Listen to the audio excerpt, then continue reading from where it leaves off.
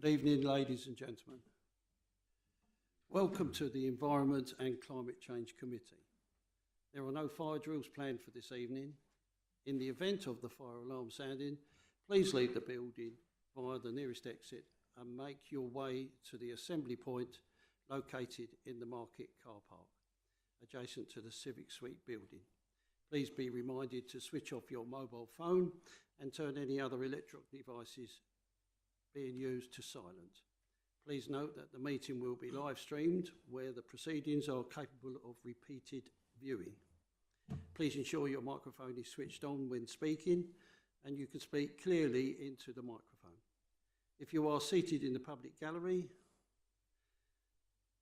area of the chamber, it is likely that your image will be captured by the recorded cameras and result in your image becoming part of the broadcast. If members are for any reason not present for the whole debate on any item, you should consider and seek advice as necessary on whether it would be appropriate for you to vote on the item. Item 1, apologies for absence and substitute members. Councillor J. Goodin, absent. Item 2, non-members attending. Councillor Marriott, thank you. Item 3, minutes of the meeting held on the 3rd of October. Are the minutes agreed?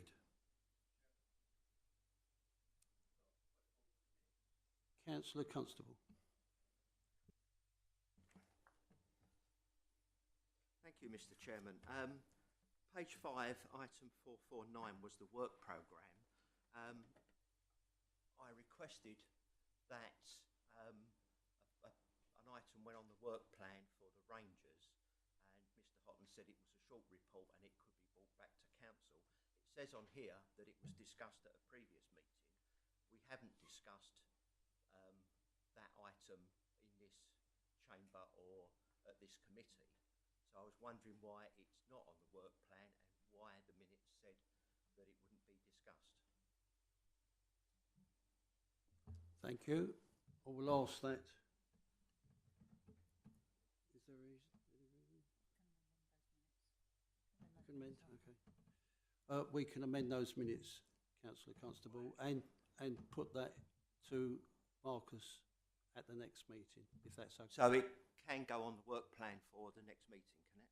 Yeah. Just a moment. Mr. Hotton. Good evening. And so my understanding, unbeknownst to me at the last committee, it's also been raised, I believe, at I'm going to say audit and scrutiny. I think the name it's changed.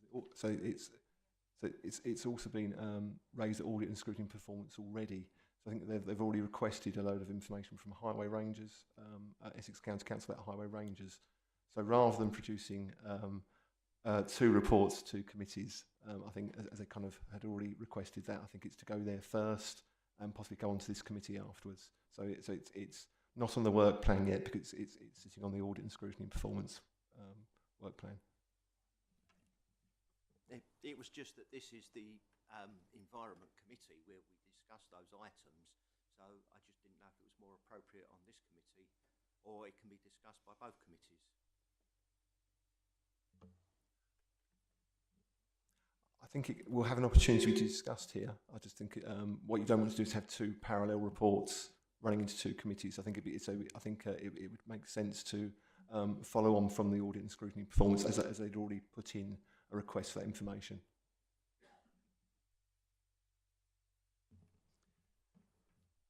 Are we okay with that, Councillor Constable? Thank you.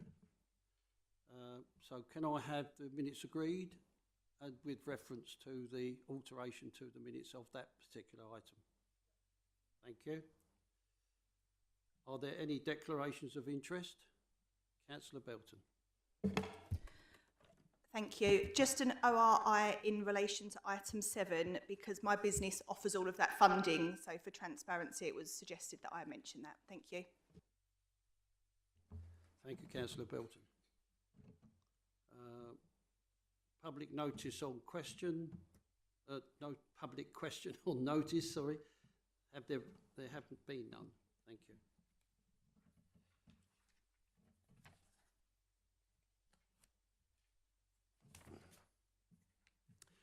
Item 6, fees and charges.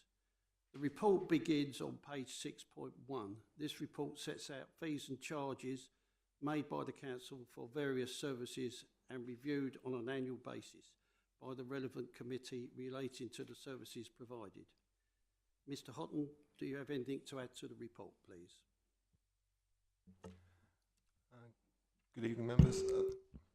Okay, just I think there's two main points to consider within the report. And it's probably the increase in charges, fees and charges for building control, which we're recommending at 14%, and the cemeteries, which we're recommending at 10%. So to explain the rise in building control charges, which obviously is significantly above the rate of inflation, it's been a full cost recovery analysis that we've done on building control. So effectively, we've probably slightly undercharged in the last couple of years. So we're just getting to the point where we have undertaken a full sort of root and branch, like costing of how much building control is actually costs in terms of its overall cost, and you then have to recharge that against those charges.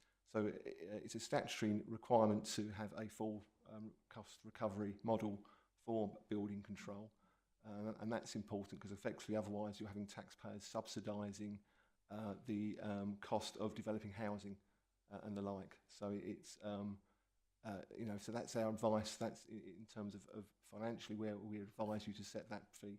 In comparison to other fees and charges such as Southend and Castle Point, it's still competitive. But it does bring us back into the range of what we'd expect to see with those local authorities. So we were slightly undercharging previously, hence the 14%. And with the 10% with cemeteries, again, this is something where we've just done a bit of benchmarking. It seems that generally, I think, local authorities, certainly locally, have put up their fees and charges for cemeteries. And so really we are just trying to, I guess, keep within that area of that market. But we are still competitive and lower than the neighbouring authorities in terms of cemetery charges. We go with 10% rise. Thank you. Happy to take any questions. Thank you, Mr. Houghton. Invite questions from the committee members. Councillor Cross, first, please. Thank you, Chair. It's it's a flippant point, really. My pedantry has spotted that spell check won't pick this up because the spelling is correct, but changes should be charges in several places. I think that was a deliberate one, wasn't it, Marcus? You're trying to see if we're paying attention. I do apologise. That probably teach me to wear my glasses when I'm finalising these proofreading. Thank you.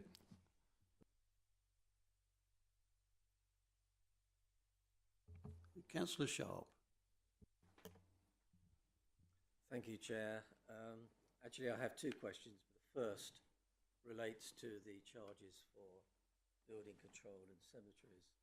And understandably, there's no public consultation on them, but are we anticipating any negative pushback for the imposition of these quite sizable increases, notwithstanding that they're still competitive in relation to other district councils?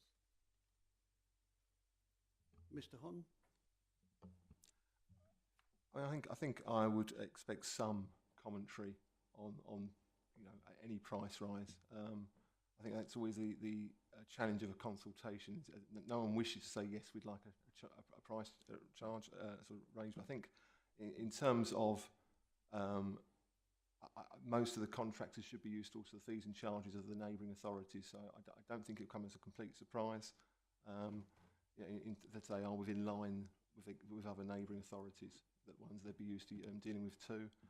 And again, I think with cemeteries, the cost is significantly less, I guess, overall. That the charges that we impose are possibly less than a quarter of the overall cost of a funeral, if not less anyway. So I think in many terms, you've seen price rises in funeral costs generally, but they're not being due to local authority fees and charges. It's just the general cost of funerals have gone up. So I don't think there'll be as much commentary around that side of things.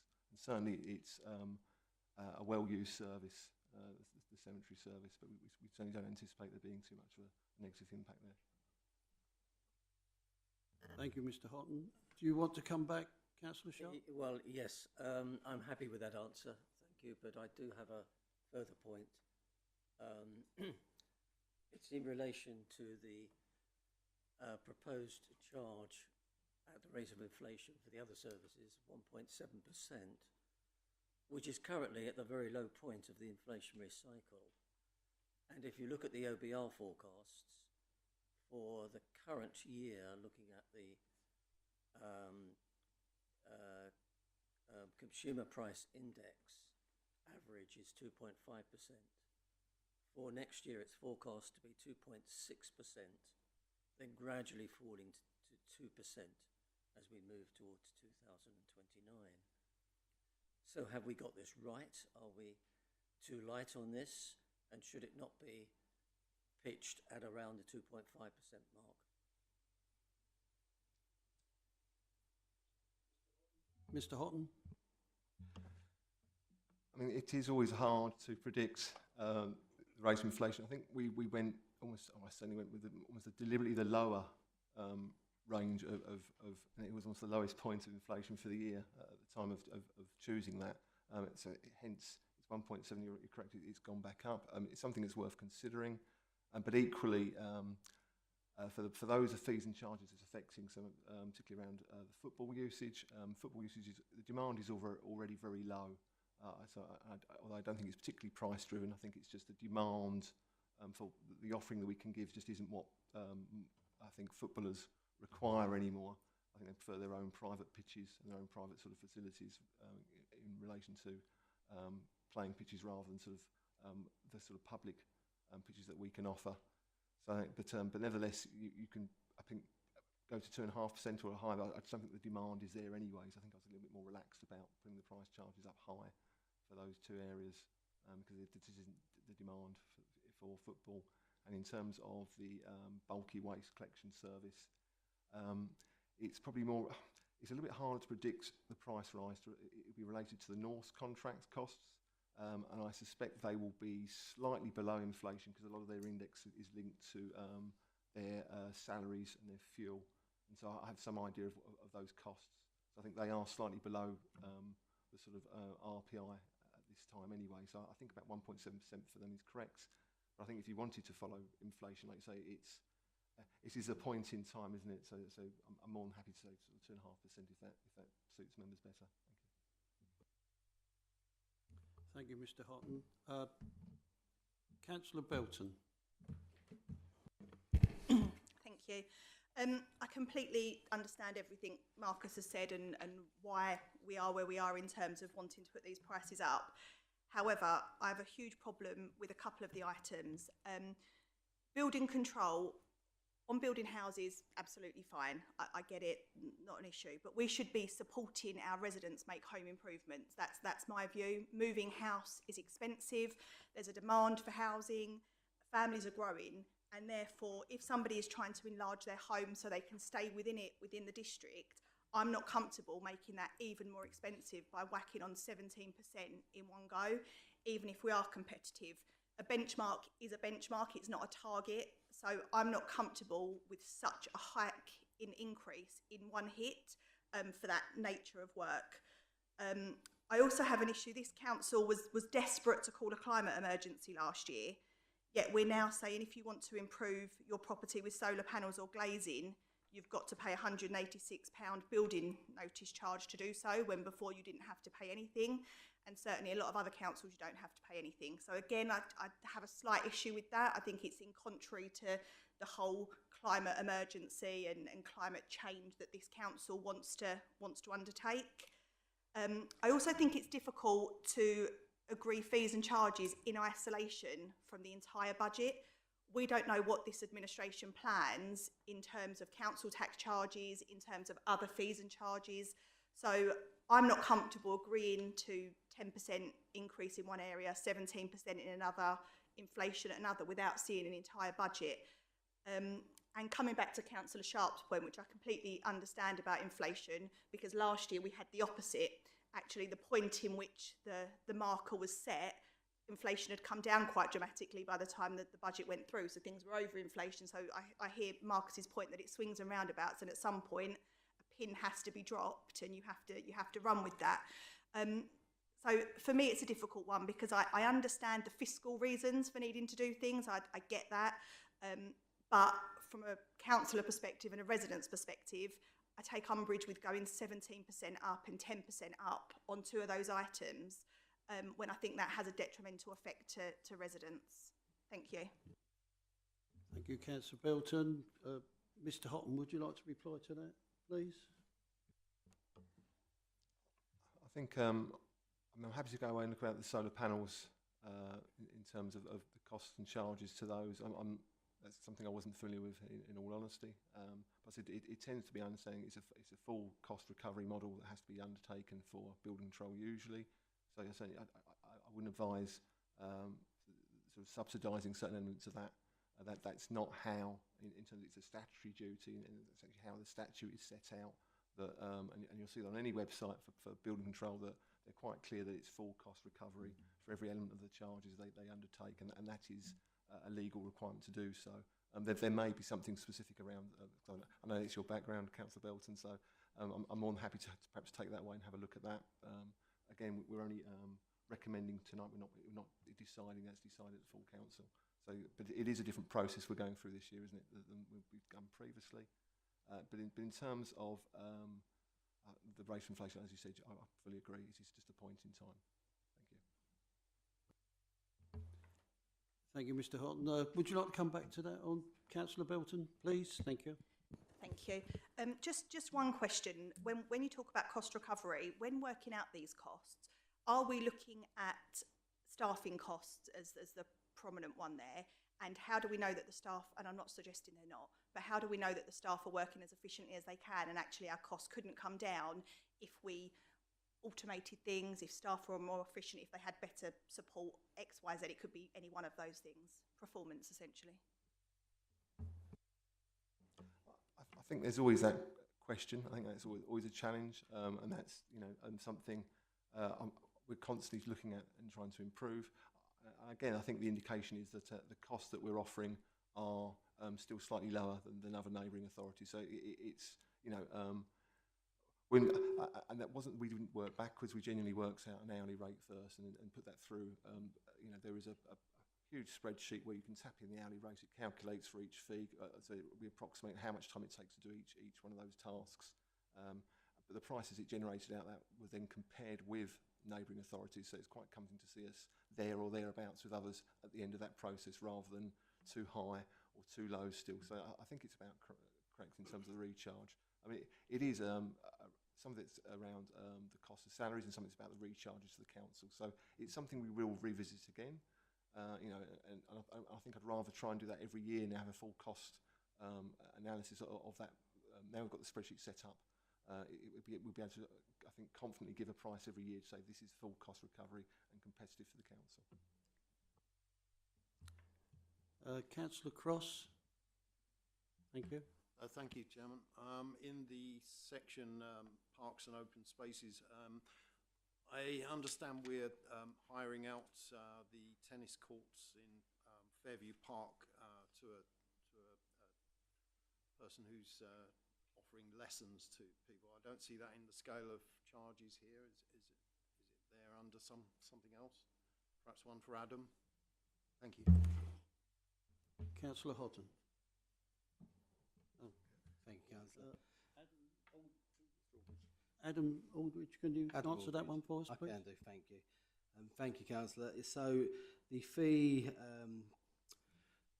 for the hire of the open spaces, that falls under the hire of open spaces fee. So there's 3 categories within there under hire of open spaces. There isn't a specific fee or benchmark set for that because it was quite a bespoke and new item for us.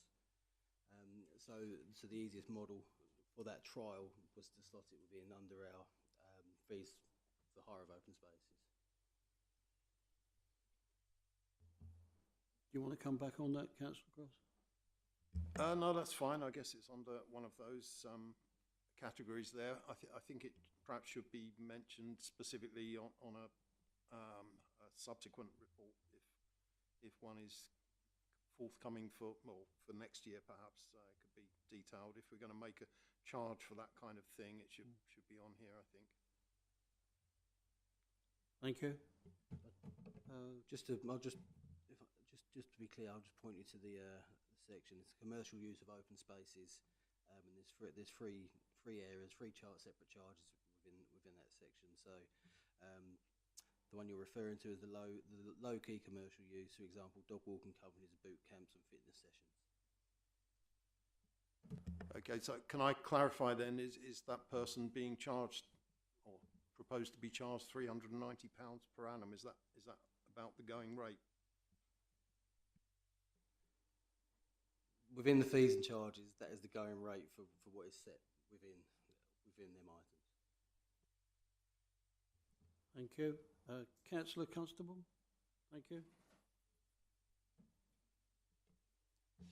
Thank you, Mr. Chairman. Page 6.9 talks about the recycling collection and the wheeled bin cost to new developers. Two questions, one on one and the other below it. Are the bins charged on every development? As I was told, I don't know if it's true, that the Bloor site wasn't being charged for their bins because there was an oversight in planning. But can you confirm whether they're actually paying for the bins on that new site, please? And secondly, the bulky waste collection is now going up to 2237, which is not a large increase, but I was just wondering whether that fee should be lower down because of the amount of fly tipping is around. I know we charge for those, but if people just dump them, it costs us twice as much to clear it all up. So could those fees be looked at and maybe brought down a little bit so that it makes it easier for people to get rid of it rather than just dumping it? So there's two questions there. If you could answer, someone could answer them, please. Mr. Houghton. So with regards to the wheel bins, it is for the developer to have a choice. So it's not something that we can actually install as a condition of planning. That is, we can't insist that they pay for the provision of bins. Some developers decide to choose to do so anyway. So I think Countryside, for example, decided that they would pay for all the bins in advance, just 'cause it's easier. I think Bloor decided not to, but I think I'll now paying for some of those on the flatted developments at least. So, but the policy has always been that it's for the resident that moves in to buy those bins, and that is our policy. So often the developer will choose to buy them because it's just another selling point to say, and here's your bins. But otherwise, what we would advise a resident as they move in, that they have to purchase those bins on moving into the property if they wish to have their refuse collected. And usually that is the case. We don't have many issues with this, but and that price covers the provision of bins, but also the servicing them and actually provision for a new set of bins. So it's a fairly substantial amount of money, really. The bulky waste, certainly the service is popular. I would say certainly the price doesn't appear to be putting anyone off at the moment. We've always got a waiting list. In fact, I think it's something we could expand and maybe consider to do so. I think at this stage it would be better to, and that's try and avoid the putting off the price rise. I think that's a piece of work that may need a bit more consideration than this evening. I mean, certainly my view is that most of the fly tips we get are what I would call semi-professional white van man kind of collections, rather than those that are avoiding a bulky waste fee. I think sometimes it is just convenience. I don't think necessarily it's expense, and certainly some of the fly tips we're experiencing, sometimes even out of district.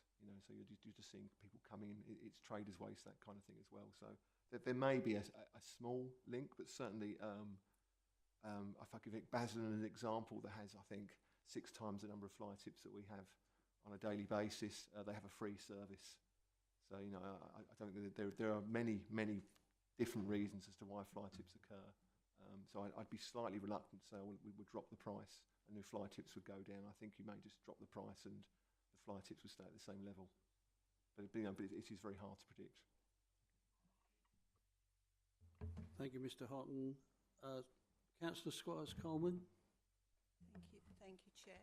I'd just like to thank Councillor Belton for raising the question regarding the solar panels. I wasn't quite sure of the reply, though. Were they going up because that was in line with legislation, or did you say that it was something that you were going to look into? Sorry, so it's something I would look into. So it's not something I'm familiar with, the ins and outs of that, but I can certainly look into that and come back to the committee. I mean, if it's something that you'd be mindful and say, actually, that's something we'd like to see, no charges against the solar panels, I can look at that and see how that's been set up in other authorities and advise. Because we just if the rest of the recommendations are acceptable, that's something we can put to one side and come back with a bit more detail, just to circulate, but have to then go to the next committee rather than this one here for consideration. Okay, thank you very much. Councillor Williams. Yeah, thank you, Chairman. I wonder if Marcus could confirm. I'm sure I saw it on here, but my glasses aren't working very well tonight. The cost of internment for under 18-year-olds, is that still zero? It is. It is, yes. Thank you. And now Councillor Cross. Thank you. Thank you, Chair. I also agree that the cost of installing solar panels is ridiculously high anyway, so any additional cost there in planning consent is not to be, or is to be avoided, I think. But my main question, going back to bulk collection of waste, I agree with Councillor Constable that in particular there's bulky waste and there's bulky waste. A three-piece sofa, yeah, 22 quid is reasonable, but some so-called bulky waste is not so bulky. But I think there's a particular problem in regards to fridges and freezers, which can be full of CFCs, chlorofluorocarbons, which are detrimental to the environment and a major cause of depletion of the ozone layer. And if people are tempted to fly tip or have them collected by a white van man, they're likely to simply cut the compressor out because that's a thing of some value, and thereby release the freon that's within the fridges. So maybe we could consider making fridges and freezers free to collect, and then make sure that the council dispose of them properly, which is of great benefit to the environment. Thank you. Councillor Houghton. Thank you. Thank you. I was just smiling at the councillor part. Do I get to vote? I wonder. Thank you. I think I just worried that if we're not careful, we're going to try and start fine-tuning policy. I wouldn't say on the hoof, but perhaps without the full amount of information. So I wonder whether, if this is something that you wish us to look at in the future, then it's something that we bring back to the committee. But we set the prices for now, but then we can always review them within a year anyway. So if I come back in and say this is how many white goods that we collect, and this is kind of the impact it will have on costs to the authority, because I think it brings in about about £80,000 a year. Bulky waste service does. It's popular, and it again just about pays for itself. So it's a good strong position. So I rather than say yes or no tonight, I'd rather say, look, can we if in principle we agree that the price range rise feels about right, but you'd like that to be reviewed at a later date, then we bring back something to this committee to say in year we consider this, but of course there could be a financial impact to consider at a later date. Councillor Belton. Thank you, Chair. This is a process question, really, because obviously this is our first committee system of doing the budget, and I don't know what happens next, because there's a couple of questions been raised here. Is the next time we see the proposed fees and charges at the budget meeting in February, will anything come back to us in between? I'm a little bit confused as to what happens after tonight. Councillor Houghton. So these, I mean, I must say, it's new for me too, so I'm still finding it. So my understanding is that this thing goes on to the financial committee, so it's recommendations. So obviously I can tweak these and the minutes will reflect that as well to say that these are things that want to be considered. But so we're not making a final decision tonight. I think, like I said, then they're all pulled together at the financial committee from the other committees, and so they can actually look at the full impact on the budget, and then it goes on to council. So once it's been considered as a budget, I think it then goes on to council after that to be approved. So it's like almost a three-stage process. Can I just point out to the committee that in relation to, from what I understand, having gone through the procedure of solar panels on one's roof, if it is not seen from the front, then you don't need planning permission, providing the solar panels are not seen from the front of the building. If the building is 90 degrees to the front of the building, that's the roof, then those solar panels don't come into existence on planning permission. But you do need planning permission to put them on the front of the building, as far as I understand. The other point being made, as what Mr. Houghton said, that some of the charges can be deferred, can be altered, depending on how much usage or how much we would collect. In the way of fridges and what have you, 99% of the time when somebody leaves a fridge out, it's usually been stripped of its copper and valuable parts, and all that's left is the shell. And to pick that up cost us money to pick that up in relation to drivers going round and picking up. American fridges can be quite heavy at the times, and to pick those up. And although, as has already been said, we will look into that charges, and if we can make alterations, I'm sure we will. Thank you. Do I have any more questions from the committee? Councillor Belton. Just for some clarity, so it doesn't confuse members, these are building control charges, not planning permission charges. So this is a charge for building control, so it's got nothing to do with planning. No, building control charges, planning do their own, if I'm sure.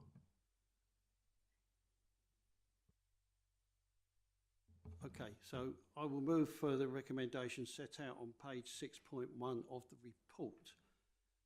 That is R1, that the committee agrees to the proposed charges for the 2025-26 as attached in Appendix A to D, and for the reasons set out in the report to inform the annual budget settings process.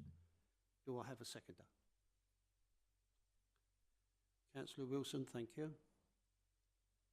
Could I have a vote? Show by hands, please. In favour, sorry.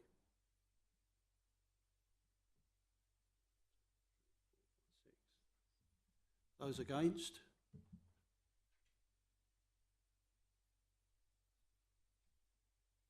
Abstentions? None. That's 4 carried. Six for carried and 4 against. That motion is passed.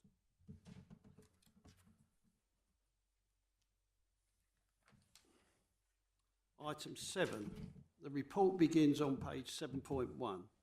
This report sets out how the Home Upgrade Grant, HUG2, Energy Companies Obligation ECO4, and the British Installations Scheme, GBIS, Solar Together Scheme, and the Rochford District Council's RDC energy efficiency activities have performed since commencement.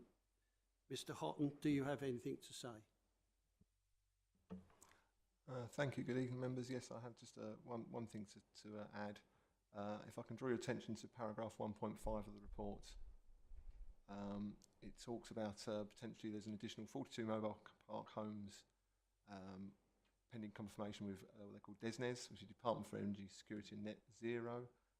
There's been sort of an update since then, which sets out that DESNZ has said there's a limit to the number of park homes that can be upgraded using the Home Upgrade Grant. And we've now been informed that there'll be no further funding being submitted or allowed through the HUG2 scheme, which means that those those park homes we hoped to be awarded under that scheme cannot do so. And that's no reflection on this council, but it's actually pretty a reflection on the hub that were operating the scheme. So they effectively ran out of money quicker than they expected.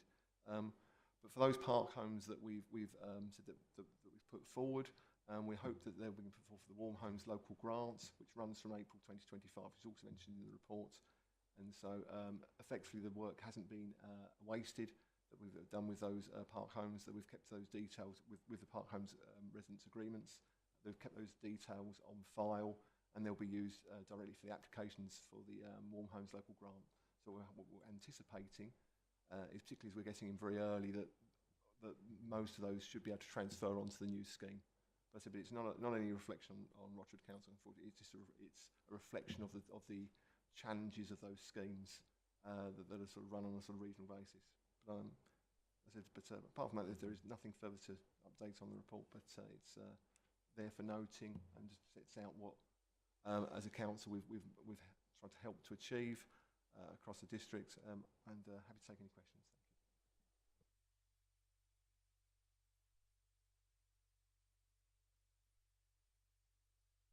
Councillor Belton, please. Thank you. I won't get into the nitty-gritty, but just one question. Is the council considering not using the net zero hubs, because they're renowned across the country for not being the best way to deliver? And I think what you've just set out there has just indicated that, because actually when you're working with individual partners, you could get a lot better delivery, and the hubs are not performing as well as they should be. That's a nationwide thing, and as you said, nothing to do with this particular council or any other, but I strongly think consideration to the route to delivery should be considered. I mean, certainly other models of delivery are being considered, I think, like you say. So I think it would still be a consortium of some sort, because it reduces the risk, but the hubs themselves have come in for criticism generally. I think some of it unfairly, but some of it also fairly in reality. So yes, it's certainly something we're considering. Thank you. Councillor Sharp. Thank you, Chair. Pardon me. Under item 4.2, page 7.4, I think, the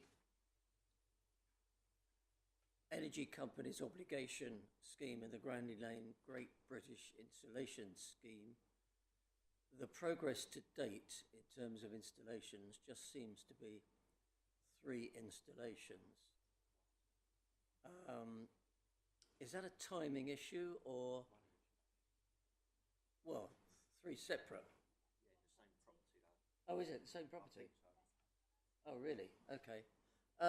It just seems to be that, is the message getting out there? Or is this simply a timing issue? Mr. Houghton. Thank you. I think the message is getting out there. It's unfortunately the narrow criteria of the scheme, and so you require properties that have an energy efficiency rating between bands D and G. So it's and have a household combined income of less than 31,000. So is a resident identified by Dr. GP having a health condition, or identified as a vulnerable household which is not eligible under any other scheme.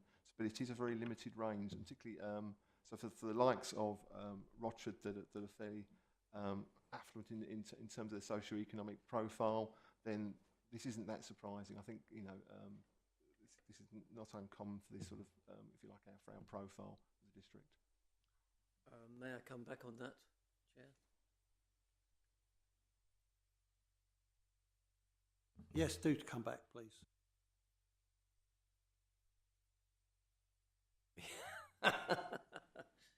I mean, it just seems to me that where residents are identified by a doctor or GP as having a health condition, which may be impacted by living in a cold home, it doesn't depend on the income criteria. And I think that's a very, very important issue. And I just wonder the number of residents that do understand that they have that ability to go to a doctor and get that endorsement so that they can make that application. Is that message getting out there? Mr. Houghton. I mean, certainly there's been a great deal of work done recently with the community and some of the health providers as well. So our officer Simone has been really quite busy working with the sort of trusts and the like to sort of get this message out there. I think it is the criteria are particularly specific to these schemes, which makes it almost I wouldn't say unobtainable, but certainly hard to obtain in a district such as Rochford.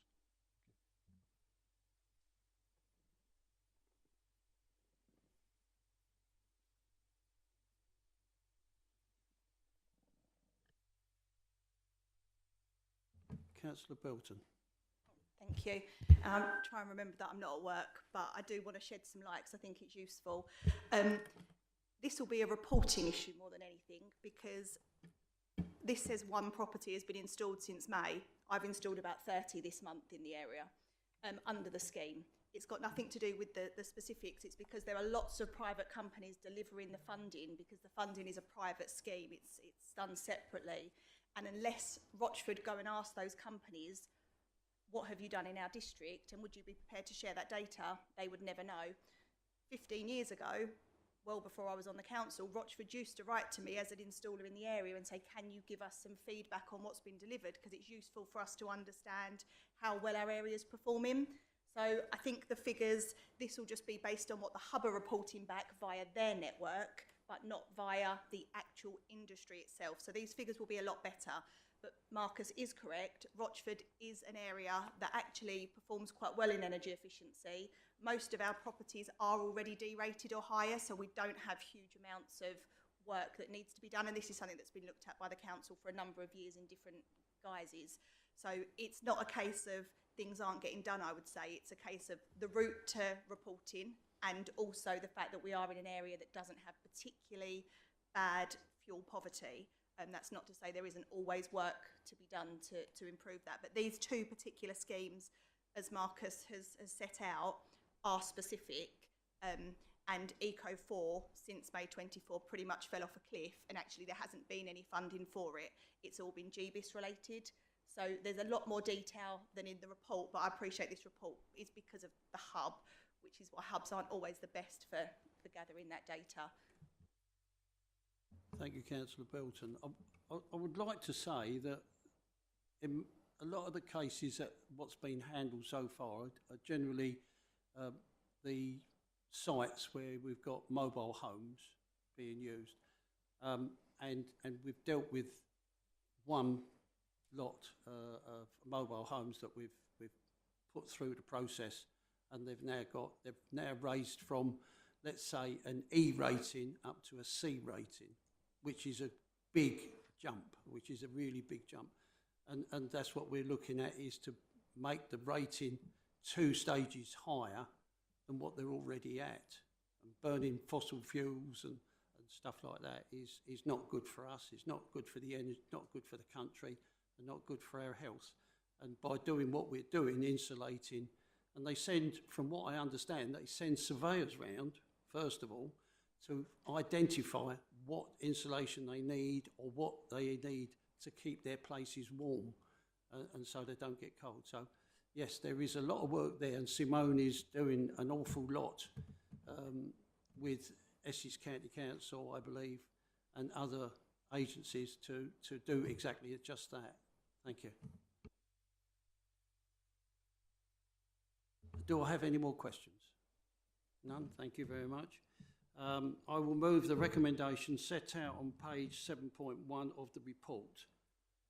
That is R1, that the committee acknowledges the performance of energy efficiency activities in the district since commencement as set out in the report, and the contribution these activities are making and possible future financial implications. Do I have a seconder? Sorry. Thank you. Noted.